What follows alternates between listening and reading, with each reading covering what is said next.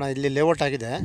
ಈ ಲೇಔಟಿಂದ ಇದೊಂದು ಕಂಬ ನೋಡಿರಿ, ಇದು ಇಲ್ಲಿ ಬಂದು ಇಲ್ಲೊಬ್ಬರು ನಿಂತಿದ್ದಾರೆ ನೋಡಿರಿ. ಆ ಜಾಗಕ್ಕೆ ನೋಡಿರಿ, ಇಲ್ಲೊಬ್ಬರು ನಿಂತಿದ್ದಾರೆ ನೋಡಿರಿ, ನೋಡೋಣ. ಇಲ್ಲಿವರೆಗೂ ಅವ್ರು ನಿಂತಿದ್ದಾರಲ್ಲ, ಅಲ್ಲಿವರೆಗೂ ಒಂದು ಗುಂಟೆ, ಒಂದು 3 ಗುಂಟೆ ರೋಡು ಅದು ಬೇರೆದಿದೆ. ಅದು ಅವರು ಇದನ್ನು ಜಾಗ ನಾವು 26 ಗುಂಟೆ ಇದೆ ಅಂತ ಅನ್ನೋದು. ಇದು ನಾವು ಈಗ ಸದ್ಯಕ್ಕೆ ಕೊಡಲ್ಲ ಅಂತ ಹೇಳ್ತಾರೆ. ಆಮೇಲೆ ಈಗ ನೀವು ಕೇಳಿರೋ ಜಮೀನು ಅವ್ರು ನಿಂತಿಯಾರಲ್ಲ, ಅವ್ರು ನೋಡಿ ಇಲ್ಲಿ ಕಾಣ್ತಾರೆ ನೋಡಿರಿ. ಅದ್ರ ಹಿಂಭಾಗಕ್ಕೆ 2 ಎಕರೆ ಪ್ಲಸ್ಸು 57 ಗುಂಟೆ ಔಟ್ ರೇಟು 2 ಎಕರೆ JV ಅವ್ರ ಹಿಂಭಾಗಕ್ಕೆ ಇರೋದಣ್ಣ. ಅಲ್ಲಿ ನಿಂತಿಯಾರಲ್ಲ, ಅದ್ರ ಹಿಂಭಾಗಕ್ಕೆ ಇರೋದು ಇದು ನೋಡಿ. ಇದು 3 ಗುಂಟೆ.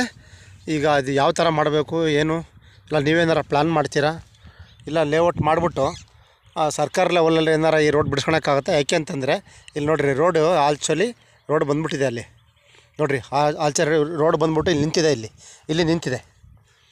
ಇಲ್ಲಿಂದ ಮುಂದಕ್ಕೆ 3 ಗುಂಟೆ ಅಲ್ಲ, ಅಲ್ಲಿವರೆಗೂ ಅವ್ರು ನಿಂತಿಯಾರಲ್ಲ, ಅಲ್ಲಿವರೆಗೂ ಏನಾರು ವ್ಯವಸ್ಥೆ ಮಾಡ್ತೀನಿ ಅಂತಂತಂದರೆ ಇದು ನಿಮಗೆ ಸಿಗುತ್ತಣ್ಣ. ಇಲ್ಲ ಅಂತಂದರೆ ಇವರು ರೋಡ್ ಪಕ್ಕದವ್ರು ಇರೋ ಜಾಗದವರು ಸ್ವಲ್ಪ 27 ಗುಂಟೆ ಇದೆ, ಅವನು ನಾನೀಗ ಸದ್ಯ ಕೊಡಲ್ಲ ಹಾಗೆ ಅಂತ ಹೇಳ್ತವ್ರೆ ನೋಡಿ. ಆ ಥರ ಮಾಡೋಂಗಿದ್ರೆ ಮಾಡಿ. ಇದು ಒಳ್ಳೆ ಜಾಗಣ, ಫಸ್ಟ್ ಕ್ಲಾಸ್ ಜಾಗ.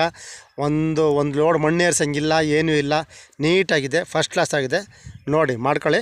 ರೋಡಿಂದ ಏನಾರು ಒಂದು ವ್ಯವಸ್ಥೆ ಮಾಡೋಣ ಅಂತ ಆಮೇಲೆ. ಫಸ್ಟ್ ಇದು ಬಂದು ಮಾತಾಡಿ.